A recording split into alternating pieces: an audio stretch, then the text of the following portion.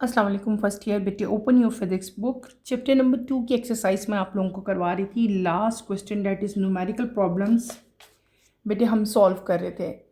First 2.1, 2.2, 2.3 and 2.4 बेटे हमने complete कर लिया था। आज हम 2.5 जो है वो स्टार्ट करेंगे। Let's start with numerical problem number 2.5। A cricket ball is hit upward with a velocity of 20 meters per second at an angle of 45 degree with the ground. Find its time of flight, maximum height, how far away it hit the ground. Simple सा numerical है और काफ़ी important है। इस तरह के numerical paper में ज़्यादा आते हैं। आपने यहाँ पे क्या फाइंड करना है? आपने फाइंड करना है वेलोसिटी। आपको जो गिवन है वो क्या है? वेलोसिटी ऑफ बॉल आपको गिवन है और एंगल बेटे आपको गिवन है। आपने टाइम ऑफ फ्लाइट फाइंड करना है, मैक्सिमम हाइट फाइंड करनी है और आपने मैक्सिमम जो है रेंज फाइंड करनी है। यहाँ पे लिखा हुआ है ना, how far away it hit the ground. इसका मतलब है ये रेंज है, आप यहाँ पे रेंज फाइंड करोगे। तो let's start with the solution. इसका सोल्यूशन मैं आप लोगों को करवाती हूँ, आप लोग मेरे साथ साथ इसका सोल्यूशन बेटे उतारें। सबसे पहले एज़ यूजुअल हम लोग क्या करते हैं, हम लिखते होते हैं गिवन, कि हमें यहाँ पे गिवन क्या है, क्या कुछ हमें पहले पता है वो हम उतारेंगे, देन हम सोल्यूशन की तरफ मूव करेंगे। तो लेट्स स्टार्ट बेटे। एज यूजुअल यहाँ पे हम नंबर देते हैं। पहले न्यूमेरिकल का हम कर रहे हैं 2.5। ठीक है, हमें गिवन क्या है? हमें गिवन है वेलोसिटी ऑफ बॉल, यानी कि दिस इज इनिशियल वेलोसिटी कितनी है? 20 मीटर पर सेकेंड। क्लियर? ऐसे ही साथ साथ आप लोग उतारते जाएं इसको। अगली चीज़ हमें क्या गिवन है? एंगल, यानी कि थीटा हमें यहाँ पे कितना गिवन है? 45 डिग्री। हमने तीन चीज़ें फाइंड करनी है। क्या क्या फाइंड करना है? पहली चीज़ जो हम फाइंड करेंगे that is time of flight. Time को हम कैसे राइट करते हैं? स्मॉल टी के साथ। नेक्स्ट चीज़ हमने क्या फाइंड करनी है? मैक्सिमम हाइट, यानी कि कैपिटल एच। देन हमने थर्ड चीज़ क्या फाइंड करनी है? Range, R. ठीक है, सबसे पहले यहाँ पे नंबर 1 ए, यानी कि हम टाइम फाइंड करेंगे। सपोज हम इसको ए कह लेते हैं, this is B and this is C. 1 by 1 तमाम की तमाम चीज़ें हम यहाँ पे फाइंड आउट करेंगे। सिंपल हम क्या करेंगे, हमने बेटे प्रोजेक्टाइल पढ़ा था डिटेल से, बस हमने यहाँ पे वो प्रोजेक्टाइल के टाइम की, हाइट की और रेंज का फॉर्मूला यहाँ पे पुट करना है, वैल्यूज़ पुट करनी है और हमने अपनी अपनी वैल्यू जो है वो फाइंड आउट कर लेनी है। सबसे पहले यहाँ पे हमारे पास आएगा टाइम। हम क्या फाइंड करेंगे? टाइम।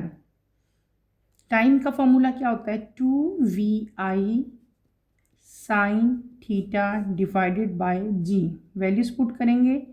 2 इनिशियल वेलोसिटी कितनी गिवन है हमें? 20 पुट करूँगी मैं। साइन एंगल कितना है? 45 डिग्री डिवाइडेड बाय जी की वैल्यू क्या होती है? 9.8।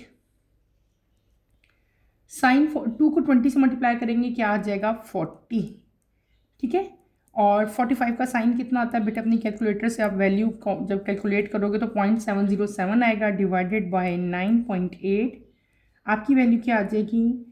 28.28 डिवाइडेड बाय 9.8, और जब आप इन दोनों को मल्टीप्लाई करोगे तो वैल्यू आएगी 2.89 सेकेंड, यानी कि जो रिक्वायर्ड टाइम होगा, ठीक है, टाइम ऑफ फ्लाइट टी जो भी हमने फाइंड आउट की वो कितनी आ गई? 2.89 आ गई। ठीक है, यहाँ पे हमने क्या मेंशन कर दिया? 2.89।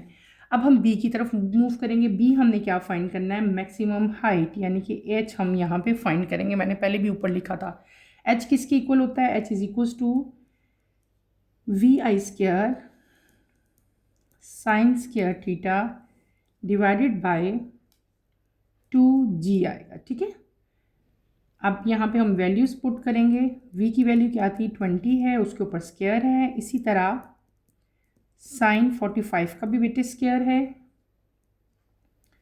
Divided by 2 into 9.8। कैलकुलेट करेंगे है, 20 का स्क्वायर करें तो 400 होता है, 0.499। 45 का एंगल कितना होता है? 0.707, उसका स्क्वायर करें तो 7 7 49 होता है ना। 0.707 का जब आप स्क्वायर करोगे तो ये वैल्यू आपकी आएगी। 2 को 9.8 से मल्टीप्लाई करें, ये कितना आ जाएगा 19.6। ठीक है, अब इन दोनों को मल्टीप्लाई करें, 199.9 आएगा डिवाइडेड बाय 19.6, डिवाइड करेंगे वैल्यू हमारी आएगी 10.2। हमने क्या फाइंड किया, हाइट फाइंड की, तो वो किस उसका यूनिट क्या होगा, मीटर होगा। Required height will be 10.2 metre. Clear. अब हम थर्ड चीज़ यहाँ पे फाइंड करेंगे। थर्ड चीज़ हमने क्या फाइंड करनी थी, हॉरिजेंटल डिस्टेंस यानी कि रेंज। ठीक है, रेंज का क्या फॉर्मूला होता है फाइंड करने का, vi² sin 2θ। Values just put करो यहाँ पे, 20 का स्क्वायर sin 2θ कितना है 45 डिग्री, डिवाइडेड बाय इसका डिवाइडेड बाय जी, तो मैंने लिखा ही नहीं, डिवाइडेड बाय क्या हो जाएगा, जी की वैल्यू क्या है 9.8। ठीक है, सिंपल यहाँ पे हम क्या लिख देंगे 400। ठीक है, मल्टीप्लाई बाय 2 को 45 से मल्टीप्लाई कर दो पहले, ये क्या आएगा 90 आएगा। बेटे पहले आप जब इस तरह आपका आएगा ना sin 245, तो इसका ये मतलब नहीं होता कि पहले 45 का मल्टीप्लाई करें तब 2 के साथ, पहले आप 2 को 45 के साथ मल्टीप्लाई करना, 90 आ जाएगा, उसके बाद हम 90 का साइन लेंगे, ये 9.8 आएगा। अब क्या हो जाएगा हमारा 400 sin 91 होता है। ठीक है, डिवाइडेड बाय 9.8, जब इसको डिवाइड करेंगे तो हमारी वैल्यू क्या आ जाएगी 4.8 मीटर। ठीक है, this is your required range. ये बहुत सिंपल न्यूमेरिकल था और छोटा सा न्यूमेरिकल था, यानी कि छोटी छोटी चीज़ें यहाँ पे आपने फाइंड करनी थी।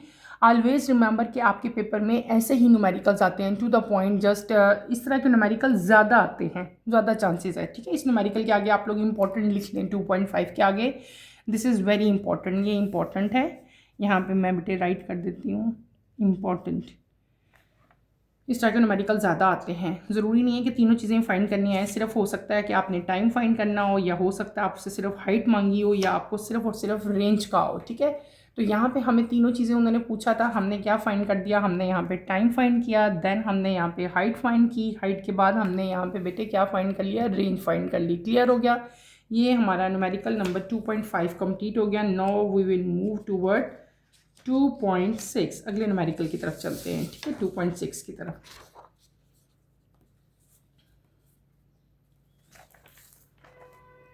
अपनी अपनी बुक्स की तरफ आए।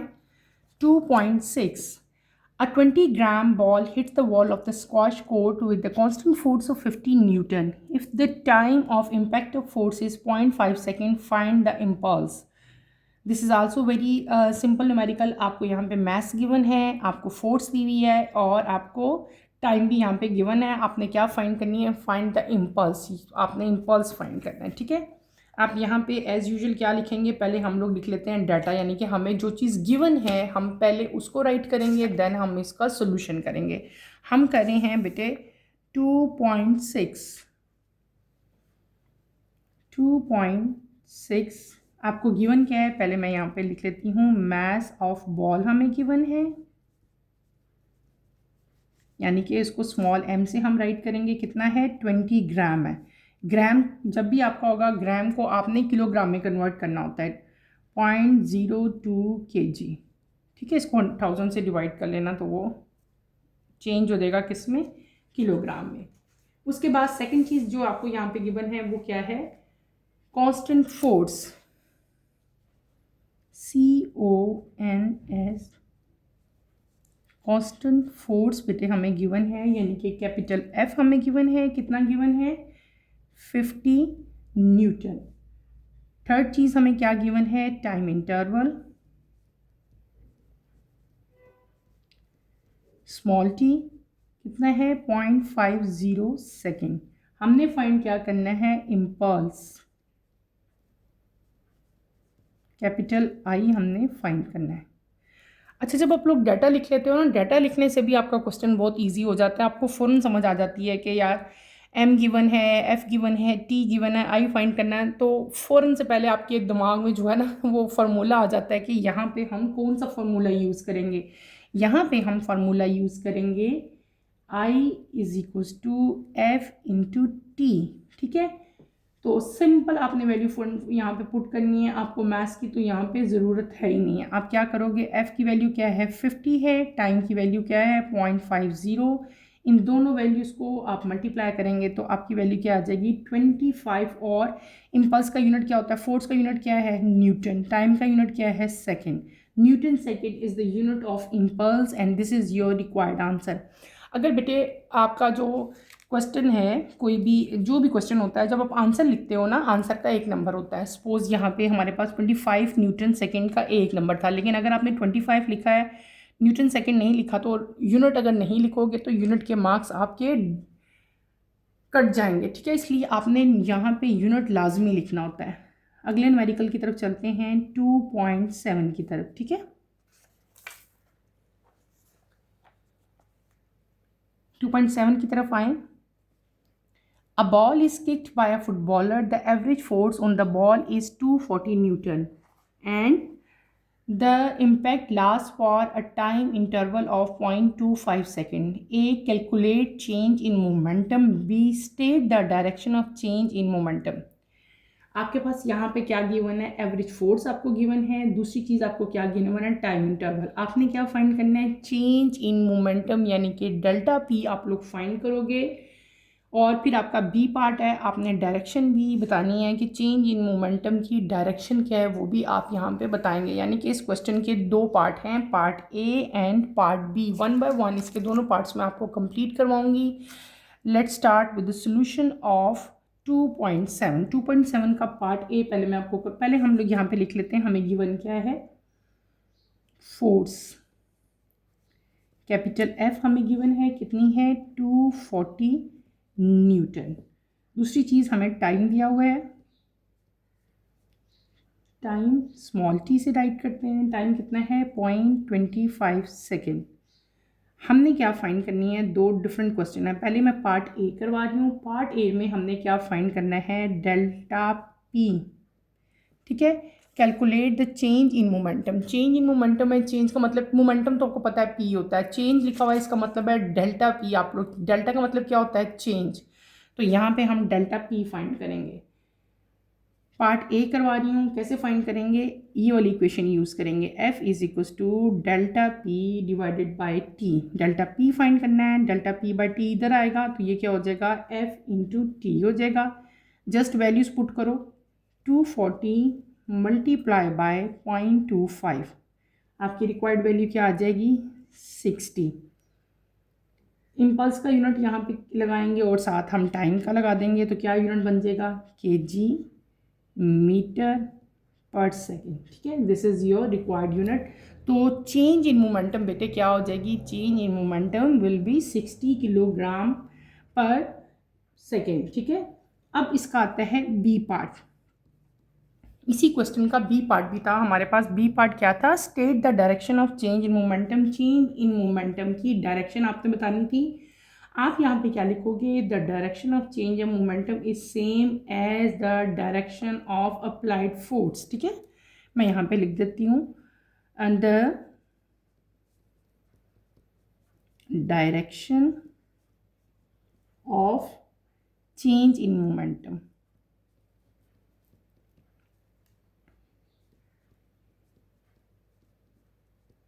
यही पूछी थी। Direction of change of momentum is same as the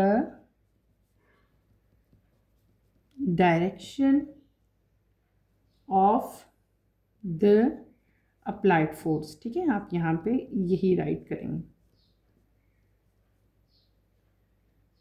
और वो कौन सी डायरेक्शन थी, that is the direction in which footballer kick the ball, that is the direction in which footballer kick the ball, जिस डायरेक्शन में उसने ball को kick किया था ना, वही डायरेक्शन अप्लाइड फोर्स की है और वही डायरेक्शन चेंज इन मोमेंटम की भी होगी, किक द बॉल। ये पार्ट बी का आंसर हो जाएगा। एक हमने यहाँ पे ए का आंसर राइट कर दिया, this is A and this is B. State clear. आपसे पहले क्या पूछा था, ए में पूछा था डेल्टा पी बताएं बेटे, वो हमने यहाँ पे राइट कर दिया। ठीक है। और दूसरी आपसे क्या पूछी थी कि जो मोमेंटम है, जो चेंज इन मोमेंटम है, उसकी डायरेक्शन क्या है, वो भी हमने यहाँ पे राइट कर दी। ठीक है। अब हम अगले न्यूमेरिकल की तरफ चलते हैं। 2.8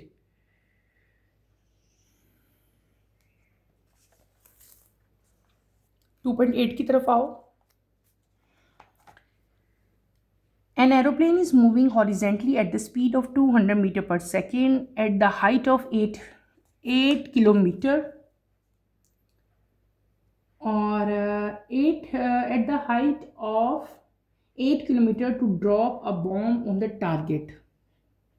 Find horizontal distance from the target should the bomb be released. आपके पास यहाँ पे बेटे हमें हॉरिजेंटल डिस्टेंस यानी कि Vx गिवन है, हमें वर्टिकल स्पीड गिवन है, हमें वर्टिकल हाइट, तीन चीज़ें हमें यहाँ पे गिवन है। और हमने क्या फाइंड करना है, हमने फाइंड करना है हॉरिजेंटल डिस्टेंस यानी कि कैपिटल एस हमने यहाँ पे फाइंड करना है। हम कैसे फाइंड करेंगे, मैं आपको अभी इसका सोल्यूशन करके दिखाती हूँ, आप लोग इसको समझो और अपनी अपनी नोटबुक्स में साथ साथ इसको उतारो।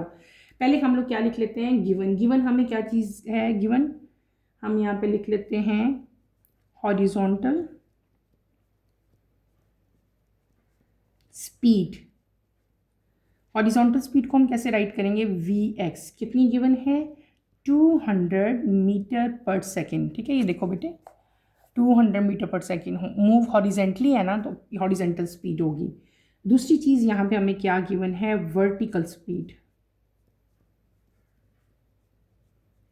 वर्टिकल स्पीड को कैसे राइट करेंगे, Vy से, और ये कितनी गिवन है हमें 0। इसके अलावा आपको क्या चीज़ गिवन है, वर्टिकल हाइट।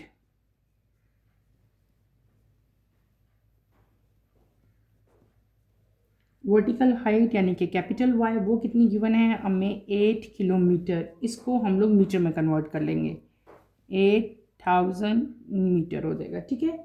अब हमने यहाँ पे फाइंड क्या करना है, we have to find horizontal distance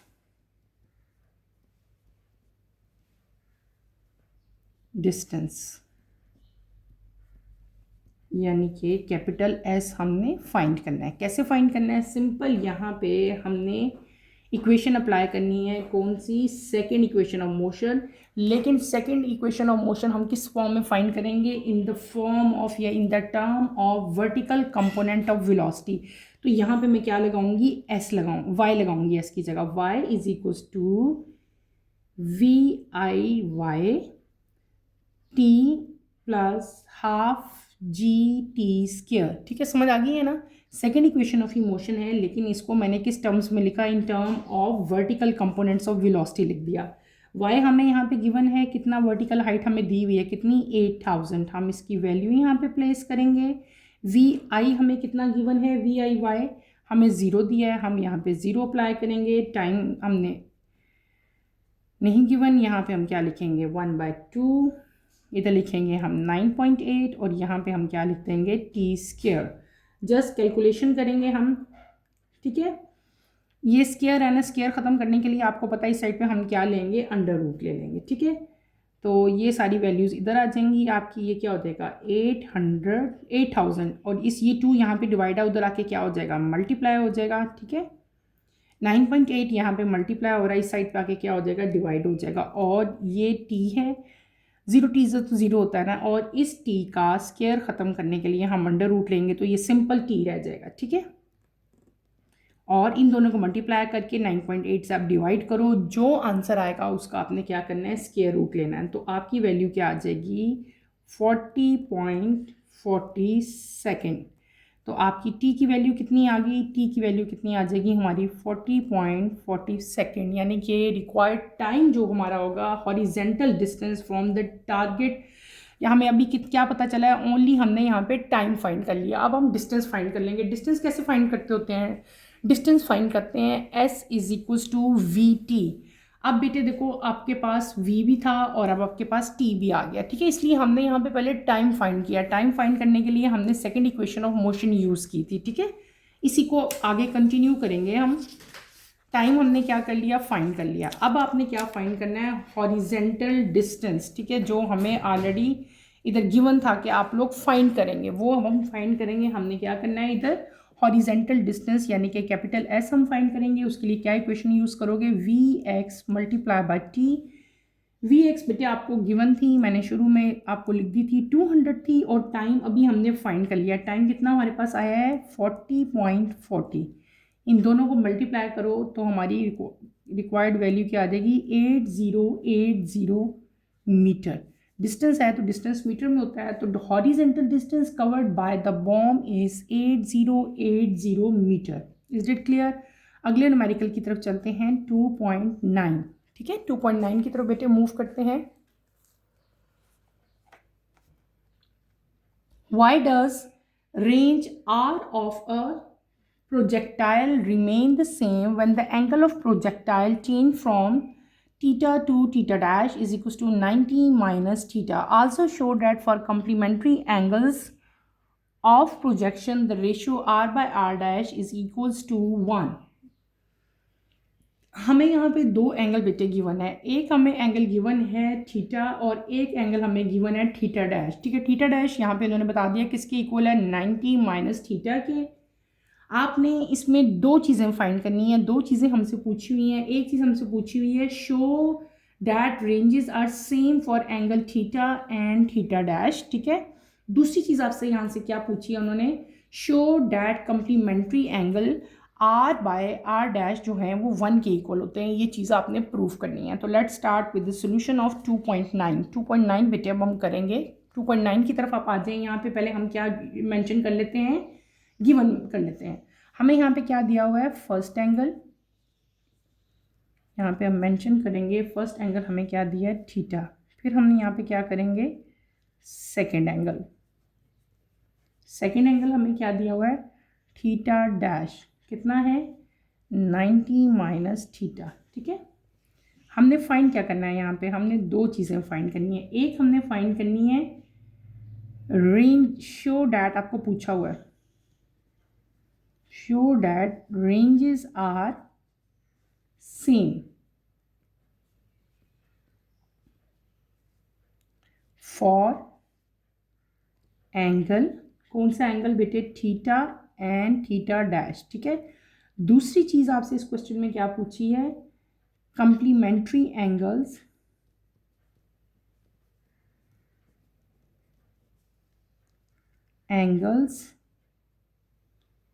are by R dash जो है वो 1 के इक्वल होना चाहिए। ये दो चीज़ें आपने इस क्वेश्चन में प्रूफ करनी है। Let's start with the solution. पहले हम यहाँ पे ए फाइंड करते हैं, ए हम पहले फाइंड करेंगे। ठीक है, ए में आपने सिंपल यहाँ पे क्या करना है, रेंज जो हमें गिवन थी, हम प्रोजेक्टाइल की जो रेंज फाइंड करते थे वही वाला फॉर्मूला हम यहाँ पे अप्लाई करेंगे, V I square sine 2 theta divided by क्या होता था, जी। यहाँ पे हमें जो रेंज है एंगल किसकी दी हुई है, थीटा की 90 माइनस थीटा दी हुई है। ठीक है, तो वही हम यहाँ पे राइट करेंगे। हम क्या करेंगे बेटे, यही इक्वेशन को आगे फर्दर लेके चलो, वी आई स्क्वायर साइन 2 और थीटा हमें क्या गिवन है यहाँ पे, 90 माइनस थीटा। ठीक है, डिवाइडेड बाय क्या आ जाएगा, जी आ जाएगा। अब इसकी कैलकुलेशन आपने बस करनी है। कैसे कैलकुलेशन करेंगे, वी आई स्क्वायर साइन 2 को 90 से मल्टीप्लाई करोगे तो क्या आ जाएगा, 80। ठीक है, ये 2 थीटा के साथ ही मल्टीप्लाई हो रहा है तो यहाँ पे क्या आ जाएगा, 2 थीटा। ठीक है, और ये आपने एक चीज़ यहाँ पे डिवाइडेड बाय ये क्या आ जाएगा, हमारा जी आ जाएगा। यहाँ पे एक चीज़ मैं छोटी सी प्लेस कर रही हूँ, आपने याद रखनी है कि साइन 290 और 180 होता है, मैंने 180 माइनस 2 थीटा जो होता है ना बेटे वो किसके इक्वल होता है, that is equals to sine 2 theta. ठीक है, ये बात आपने याद रखनी है। ये चीज़ छोटी सी मैंने साइड पे लिख दी है, साइन 80 माइनस 2 थीटा किसके इक्वल होता है, साइन 2 थीटा के इक्वल। तो यहाँ पे हम जस्ट इसकी वैल्यू पुट करेंगे। हम क्या कर लेंगे, V I square sine 2 theta divided by G. This is your required answer. यानी कि जो हमारी रेंज आएगी, अगर हमारे पास दो एंगल हो थीटा एंड थीटा डैश, तो हमारी रेंज ये होगी बेटे, ये जो मैंने नीचे वैल्यू लिख दी है, this is your required answer. ठीक है, अब देखो ये वाली रेंज भी इतनी थी, दोबारा से भी ये ऐसी ही आ गई। ठीक है, यानी कि ये दोनों रेंजेस जो हैं थीटा के लिए और थीटा डैश के लिए, देखो ये इक्वेशन नंबर 1 सपोज कर लो, इसको इक्वेशन नंबर 2 सपोज कर लो। ये हमने थीटा के लिए लिखी थी और ये हमने थीटा डैश की वैल्यू पुट की थी, तो दोनों की जो रेंजेस हैं वो क्या आ गई, सेम आ गई। और यही चीज़ हमने प्रूव करनी थी, लिखा हुआ था ना, show that ranges are same for both angle. तो दोनों एंगल्स की अब रेंजेस आप चेक करें तो क्या आती हैं, सेम आती हैं। अब हम मूव करते हैं बी पार्ट की तरफ। बी पार्ट में आपने प्रूव करना है कि complementary angle R by R dash जो है वो 1 के इक्वल है। अब हम क्या करेंगे, जो हमने पार्ट 1 में इक्वेशन 1 और इक्वेशन 2 हमने फाइंड की ना, ये आर इक्वेशन है, ये आर डैश है हमारे पास, इसको हम आर डैश लिखते हैं। ठीक है, ये आर डैश है, ये आर डैश, ये भी आर डैश। ठीक है, यहाँ पे हम आर डैश शुरू में लिख लो आपको, ताकि आपको आसानी हो जाए कि इसी को लेके हम आगे चले थे। ठीक है, फिर आगे ये और इस तरह से। अब आपने प्रूफ करना है कि जब हम आर को आर डैशेस डिवाइड करेंगे तो वो क्या आएगा, 1 आएगा। ठीक है, कैसे करेंगे हम, आप यहाँ पे लिखोगे डिवाइडिंग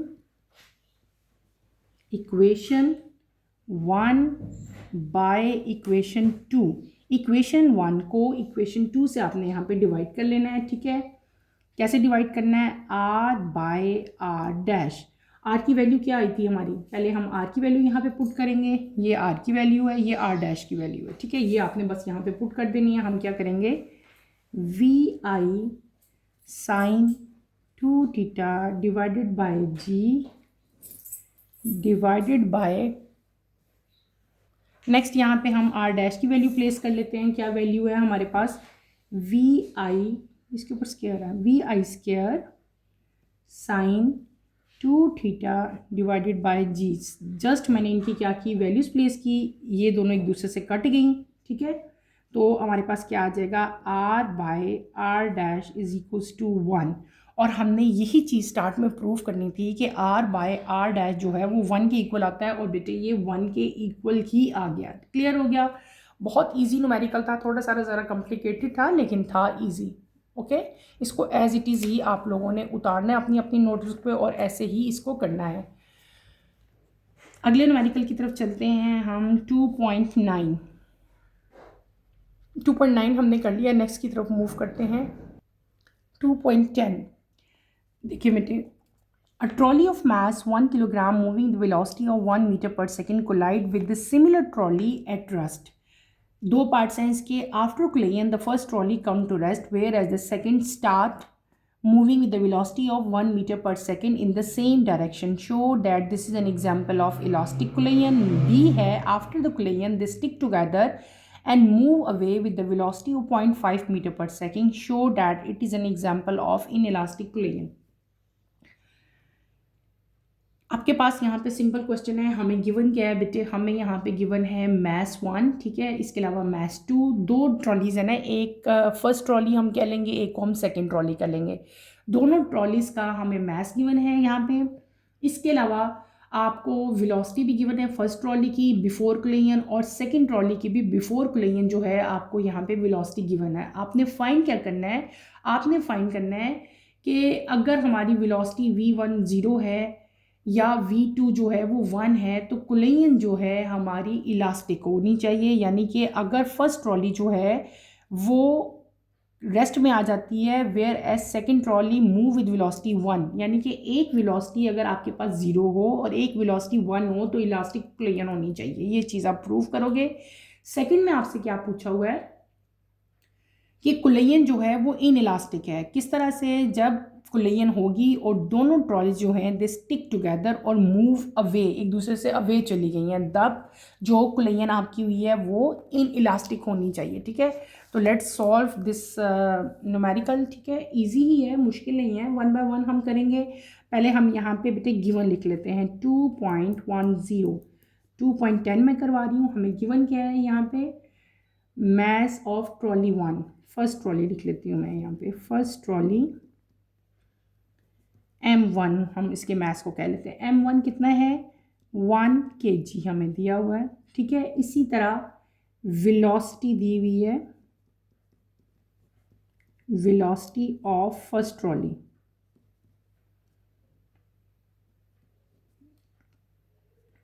उसको हम क्या सपोज कर लेंगे v1। v1 कितनी है 1 मीटर पर सेकेंड, ठीक है। बिफोर कुलेयन ये बात हो रही है।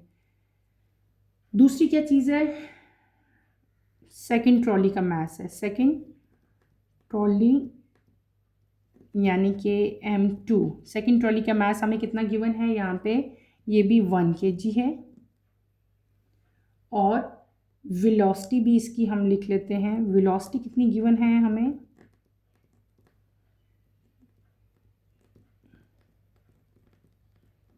इसको हम क्या कर लेंगे v2। v2 क्या गिवन है 0 मीटर पर सेकेंड। अच्छा, यहाँ पे आपने एक बात याद रखनी है कि ये जो दोनों वेलोसिटीज़ हमें दी हुई है ना v1 और v2, ये दोनों की दोनों जो वेलोसिटीज़ हैं they are velocities before collision, यार कोलाइड करने से पहले की दोनों की वेलोसिटीज़ है। यहाँ पे अगर आप चाहो तो मेंशन कर लो कि velocity of first trolley before collision, velocity of second trolley before collision, sorry हाँ बिफोर कोलाइजन, ये दोनों वेलोसिटीज़ आपको बिफोर कोलाइजन गिवन है। अब हम चलते हैं इसके सोल्यूशन की तरफ। ये हमने क्या लिख लिया, हमने लिख लिया given. Now we will move toward its solution. हमने क्या फाइंड करना है, यहाँ पे दो चीज़ें हम फाइंड करेंगे, ठीक है। पहले हमने फाइंड करनी है, दो चीज़ें हमने फाइंड करनी है। पहले क्या है, कोलाइजन इज इलास्टिक। ये आपसे पहली चीज़ पूछी हुई है कि आपने बताना है कि कोलाइजन जब होगी, अगर इफ़ v1 डैश हमारा 0 मीटर पर सेकेंड और v2 डैश जो है वो 1 मीटर पर सेकेंड हो, तो हमारी कोलाइजन जो है वो इलास्टिक होगी। सेकेंड चीज़ आपसे क्वेश्चन में क्या पूछी है, collision is in elastic,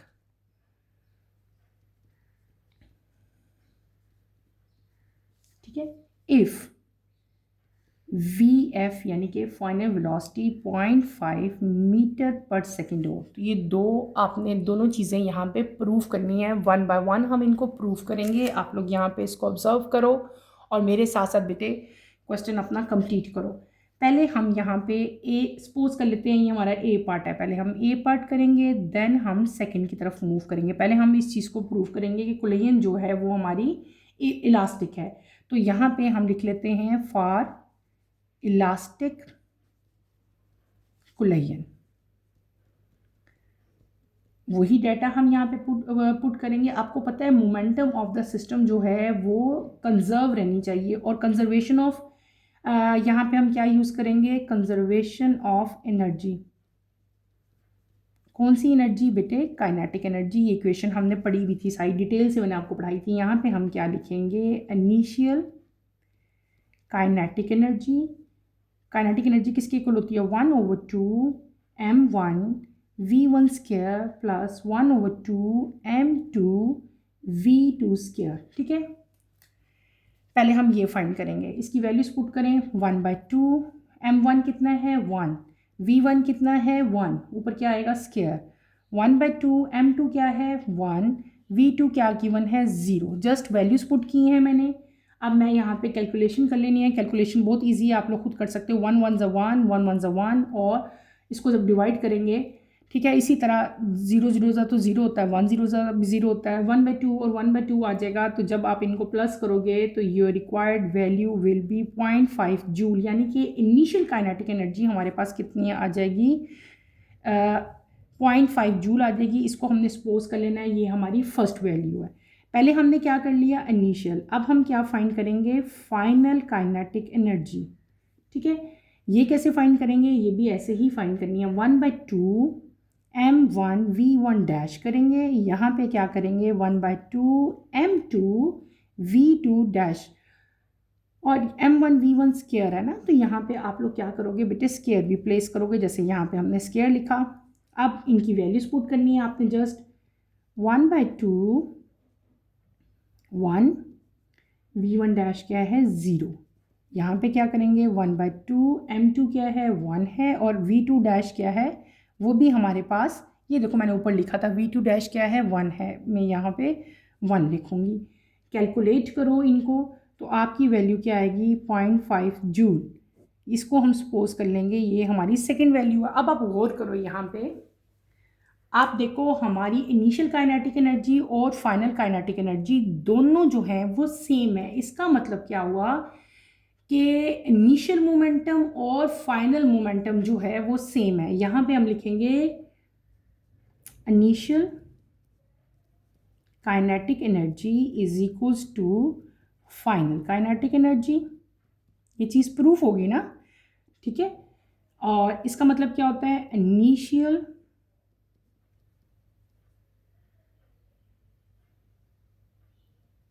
momentum is equals to final momentum।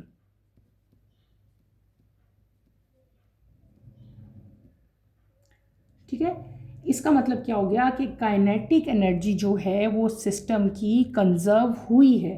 और जो चीज़ हमसे पूछा हुआ था ना कि ये जो फर्स्ट हमसे पार्ट पूछा था कि after collision it is an example of elastic collision, तो ये प्रूव करती है कि ये एग्जांपल जो थी वो इलास्टिक की कुलेन की थी, क्योंकि यहाँ पे काइनेटिक एनर्जी जो सिस्टम की है वो बेटे कंजर्व रही है, सेम रही है। इनिशियल काइनेटिक एनर्जी फाइनल के इक्वल थी, इनिशियल मोमेंटम किसकी इक्वल थी, फाइनल मोमेंटम की इक्वल थी। क्लियर हो गया, बहुत इजी न्यूमेरिकल था। अब हम इसका बी पार्ट करेंगे।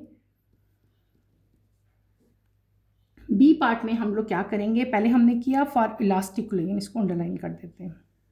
अब हम करेंगे फॉर इन इलास्टिक।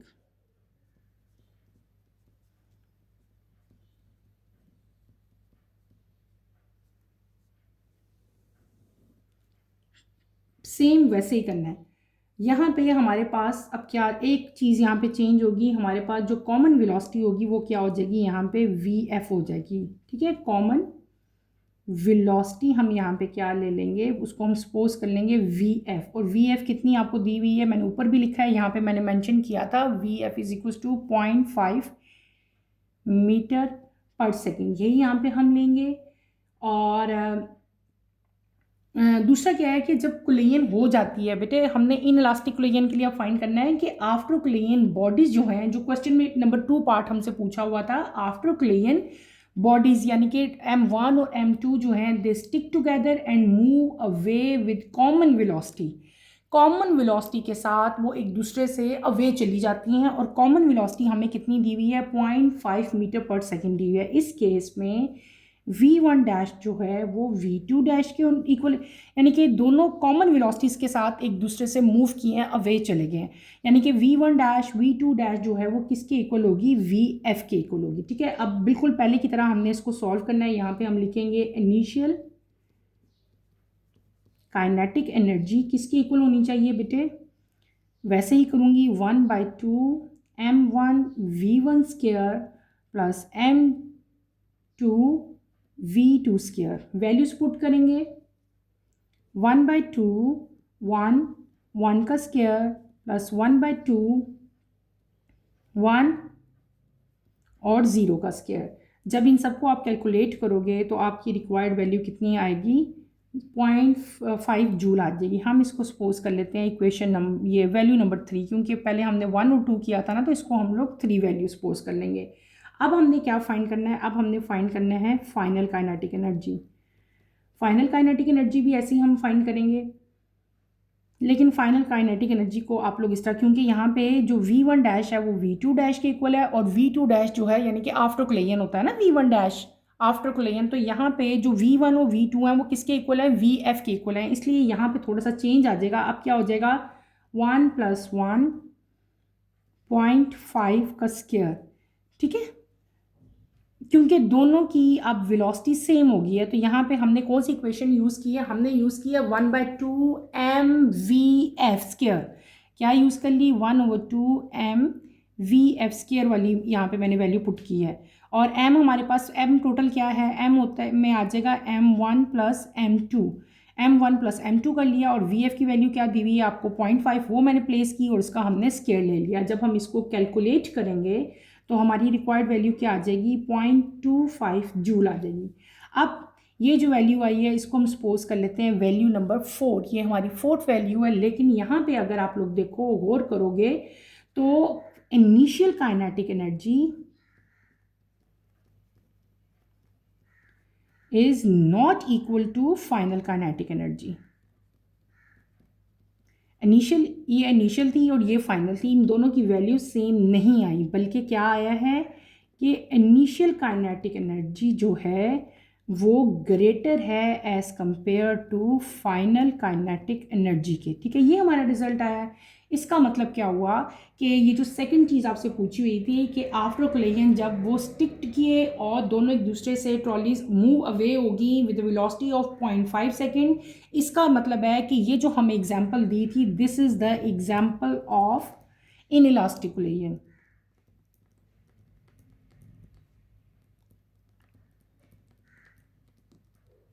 किस चीज़ की एग्जांपल होगी ये, इनइलास्टिक कोलिजन। ठीक है,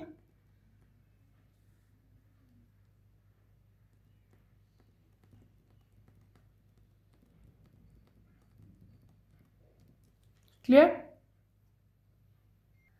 अगले न्यूमेरिकल की तरफ चलते हैं। अगला हमारा है बेटे, ये 2.10 कर लिया, अगला हमारा है 2.11। Let's move toward 2.11। 2.11 की तरफ चलेंगे हम।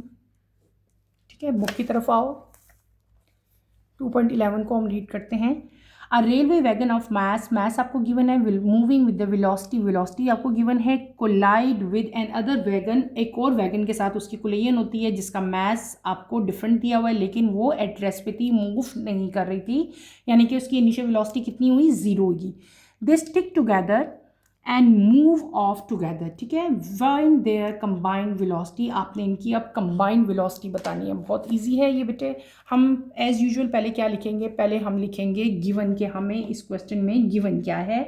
हमें यहाँ पे गिवन है मैस 1 m1, यानी कि mass of first railway wagon जो है वो हमें गिवन है कितना, 4 × 10⁻⁴ kg।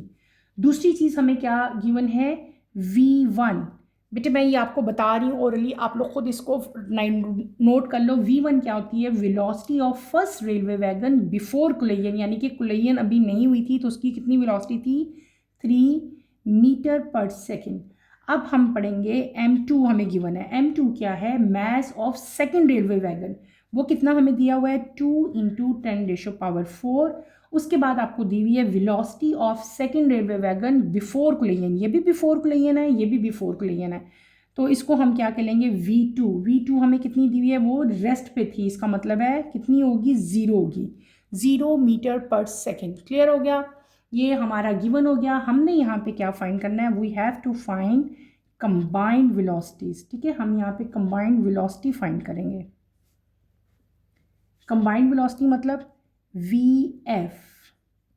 ठीक है, हमने यहाँ पे क्या अप्लाई करना है, according to law of conservation of mass. यहाँ पे आप लिखोगे law of conservation of mass. क्या लॉ है हमारा, हम यहाँ पे प्लेस करेंगे, m1 v1 is equals to m1 v1 plus m2 v2 is equals to m1 v1 dash plus m2 v2 dash. और यहाँ पे according to this question v1 dash v2 dash के इक्वल है और v2 डैश और v1 dash दोनों किसके equal है, vf के इक्वल है। क्यों बेटे, मैंने आपको यहाँ पे शुरू पे हमें बता दिया था उन्होंने कि दोनों जो यहाँ पे रेलवे वैगन्स थी, दे स्टिक टुगेदर और move of together, find their combined velocity. वो कंबाइंड वेलोसिटी के साथ जो है वो मूव की थी। इसका मतलब है कि v1 और v2 डैश जो है वो किसके इक्वल लेंगे, हम vf के इक्वल लेंगे। ठीक है, अब हमारी इक्वेशन क्या बन जाएगी, हमारी इक्वेशन बन जाएगी m1 v1 plus m2 v2 is equals to m1, यहाँ पे भी हम vf ले लेंगे क्योंकि ये दोनों vf के इक्वल है ना, इसलिए मैं यहाँ पे क्या ले लूँगी, vf लूँगी।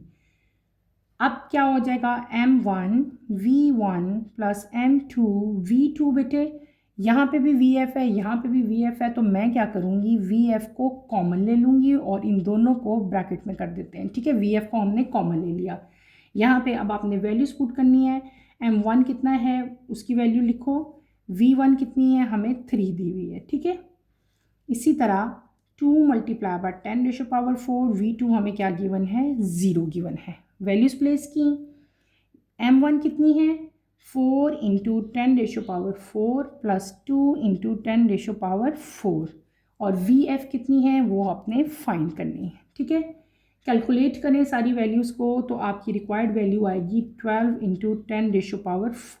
यहाँ पे कितनी आ जाएगी, 2, हमारी यहाँ पे 2 + 4 कितना होता है बेटे, 6 होता है ना। 10⁴ मल्टीप्लाई बाय vf है, हमने फाइंड क्या करना है, vf फाइंड करना है। 12 multiply by 10⁴ divided by 6 into 10⁴। Calculate करें, आपकी रिक्वायर्ड वैल्यू क्या आएगी, 2 मीटर पर सेकेंड। यानी कि यहाँ पे जो हमारी vf आई है, यानी कि कंबाइंड वेलोसिटी, यही हमने फाइंड की ना अभी, कंबाइंड वेलोसिटी। तो आप क्या लिखोगे, combined velocity of 2 railway wagon after sticking is 2 metre per second, ठीक है। आपने यहाँ पे पूरा सेंटेंस लिखना है, पूरी आप यहाँ पे लाइन लिखोगे कि combined velocity of 2 railway wagon after sticking is 2 metre per second. Is that clear. Last numerical की तरफ बेटे चलते हैं। बुक का पेज नंबर 47 है, लास्ट न्यूमेरिकल है हमारा। A car with a mass of 575 kg moving at 15 meter per second smashes into rear end of the car with a mass of 1575 kg moving at 5 meter per second in the same direction. दो question आगे इसके further. What is the final velocity of the wrecked car locked together? How much kinetic energy is lost in the collision? दो parts हैं इसके, दोनों 1 by 1 हम लोग इसके कंप्लीट करेंगे। हम कर रहे हैं अपना लास्ट न्यूमेरिकल, दैट इज 2.12। 2.12 में हमें क्या चीज़ गिवन है, हमें गिवन है मैस ऑफ फर्स्ट कार, ठीक है। m1 कितना गिवन है, 575 kg। v1 velocity of first car हमें गिवन है कितनी, 15 मीटर पर सेकेंड। फिर m2 यानी कि मैस ऑफ सेकेंड कार हमें गिवन है कितना बेटे, 1575 kg। देन v2 आपको गिवन है velocity of second car before collision, ये भी बिफोर कोलाइजन है, ये भी बिफोर कोलाइजन है, यानी कि कोलाइड करने से पहले की जो वेलोसिटीज़ हैं वो आपको यहाँ पे गिवन है, ठीक है। क्वेश्चन में उन दोनों की वैल्यूज़ मैंने यहाँ पे राइट कर ली। m1 mass of first car, m2 mass of second car, ठीक है। दोनों कार्स के मैसेज दिए हुए हैं और दोनों की वेलोसिटीज़ हमें गिवन है बिफोर कोलाइजन, यानी कि कोलाइड करने से पहले की वेलोसिटीज़ हमें यहाँ पे गिवन है, वो हमने यहाँ पे राइट कर दी। हमने यहाँ पे फाइंड क्या करना है, हमने फाइंड करना है दो क्वेश्चन आपके, एक ए एक बी। ए में आप लोग क्या फाइंड करोगे, फाइनल वेलोसिटी vf फाइंड करनी है। देन आपने दूसरी चीज़ उन्होंने क्या पूछी है, लॉस इन काइनेटिक एनर्जी आपने जो है वो फाइंड करना है। पहले हम ए पार्ट इसका करेंगे, ठीक है। ए पार्ट मैं आपको पहले करवाऊंगी।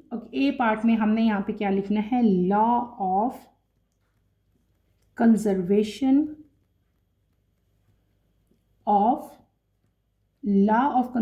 ऑफ मोमेंटम हम यूज़ करेंगे यहाँ पे। Law of conservation of momentum बेटे आप यहाँ पे सारा लिखोगे, पहले भी हमने फर्स्ट न्यूमेरिकल में भी लिखा। क्या करेंगे हम, m1 v1 plus m2 v2 is equals to m1 v1 dash plus m2 v2 dash. और इस केस में v1 डैश किसके इक्वल है, v2 डैश के, और ये दोनों इक्वल हैं किसके, vf के। यहाँ पे भी सेम जो हमने लास्ट क्वेश्चन में बताया था सेम वैसे ही है, ठीक है। तो यहाँ पे ये चीज़ आपने याद रखनी है। अब ये हमारी वैल्यूज़ क्या बन जाएंगी, m1 v1 plus m2 v2। यहाँ पे ये क्या आ जाएगा, v1 और v2 की जगह मैं क्या लिख लूँगी, vf लिख लूँगी, क्योंकि v1 डैश v2 डैश किसके इक्वल है, vf के इक्वल है। तो यहाँ पे हम क्या राइट कर लेंगे, vf m2, और यहाँ पे भी क्या आ जाएगा, vf आ जाएगा। क्लियर, ये तो समझ आ गई ना बेटे, क्यों मैंने किया, क्योंकि v1 डैश और v2 डैश किसके इक्वल थे, vf के इक्वल थे। अब हमारी यहाँ पे रिक्वायर्ड वैल्यू क्या बन जाती है, m1 v1 plus m2 v2, ये भी vf है, ये भी vf है, तो हम क्या कर लेंगे, इसको कॉमन ले लेंगे, इसको हमने कॉमन ले लेना है, ठीक है।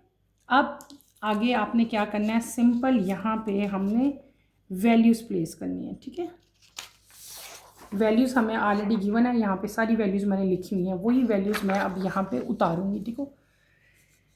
कैसे उतारूँगी आप लोग देखें, यहाँ पे हम करेंगे 575 into 15, m1 v1 plus m2 1575 into v2 कितना था, 5 था।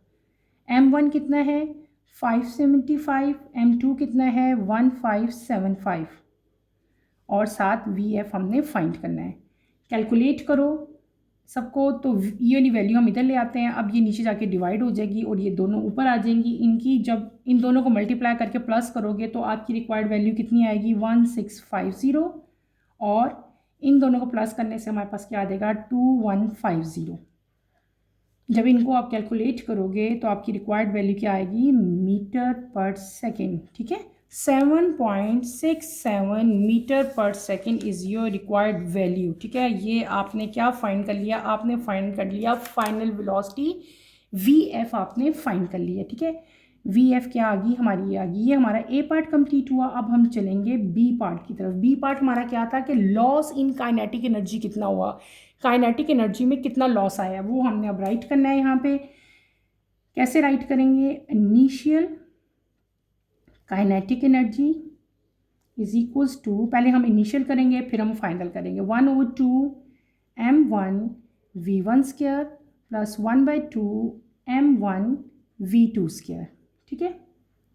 जस्ट वैल्यूज पुट करो, 575 इंटू 15 का स्क्वायर प्लस 1/2 m2 है बेटे, 1575 इंटू 5 स्क्वायर, ठीक है। कैलकुलेट करेंगे तो आपकी रिक्वायर्ड वैल्यू क्या आ जाएगी, 84375 जूल। काइनेटिक एनर्जी या एनर्जी का यूनिट क्या होता है, जूल होता है, ठीक है। ये हमने क्या फाइंड कर ली, ये हमने फाइंड कर ली इनिशियल वेलोसिटी। अब हम क्या करेंगे, अब हम इनिशियल काइनेटिक एनर्जी फाइंड कर ली ना, अब हमने करनी है final kinetic energy. Final kinetic energy बेटे ऐसे ही फाइंड करेंगे, 1/2 आएगा यहाँ पे, लेकिन यहाँ पे क्या आएगा, m1 प्लस m2 और बाहर क्या आ जाएगा, vf आ जाएगा। क्योंकि इस केस में जो v1 डैश और जो v2 डैश था वो किसके इक्वल था, वो दोनों इक्वल थे vf के, ठीक है। इसलिए मैंने यहाँ पे क्या राइट कर लिया, vf राइट कर लिया। जस्ट वैल्यूज प्लेस करेंगे हम। m1 क्या है, m1 है 575, m2 क्या है 1575, vf हमने अभी कैलकुलेट किया ऊपर, यहाँ पे vf की वैल्यू यहाँ पे प्लेस करेंगे 7.67।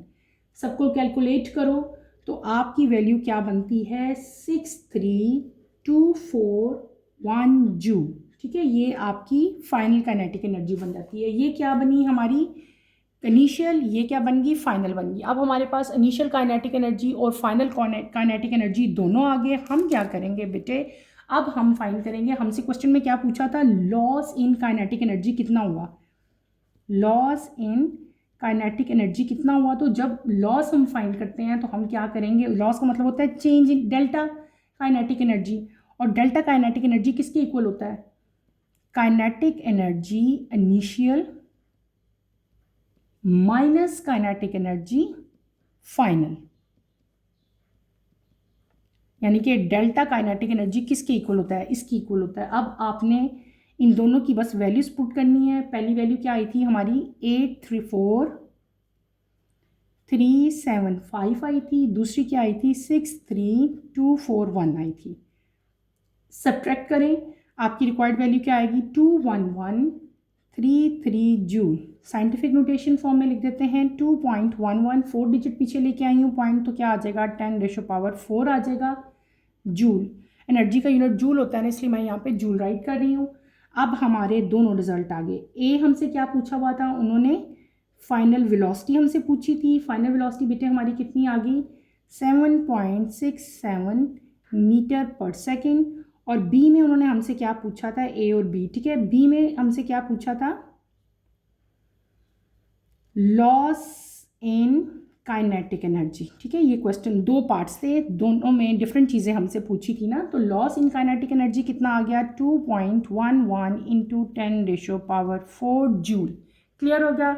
लास्ट न्यूमेरिकल था इस चैप्टर का, उसमें हमसे दो चीज़ें पूछी थी। एक उन्होंने पूछा था what is the final velocity, ठीक है, ये फाइनल वेलोसिटी हमारी आ गई। दूसरा उन्होंने पूछा था how much kinetic energy is lost in the collision, ठीक है। तो हमने लॉस इन काइनेटिक एनर्जी भी फाइंड की, बहुत ईजी था। पहले यहाँ पे इनिशियल काइनेटिक एनर्जी फाइंड की, फिर फाइनल फाइंड की, फिर हमने डेल्टा काइनेटिक एनर्जी यानी कि इनिशियल और फाइनल को हमने सब्ट्रैक्ट किया, तो that is equals to loss in kinetic energy.